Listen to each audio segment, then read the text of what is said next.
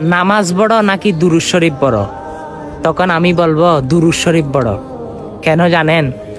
কারণ আল্লাহ বলতেছে কোরআনে কারিমের মধ্যে, তোমরা নামাজ পড়ো, নামাজ কায়েম করো, কিন্তু আমিও পড়ি না, ফেরেশতাও পড়ে না। কিন্তু আমার রসুলের উপর সালাতু সালাম দুরূদ ফেরেশতাও পড়ে, আমিও পড়ি, সুবহানাল্লাহ। কারণ যে নবী না আসলে, যে নবীর দুরূদ না হলে তো দুনিয়াও হইতো না।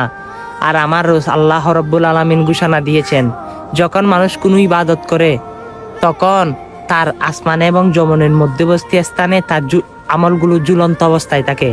যখন আমার রসুলের উপর দুরূদ পাঠ করা হয় তখন সেটা আল্লাহর দরবারে গিয়ে পৌঁছায়, সুবহানাল্লাহ।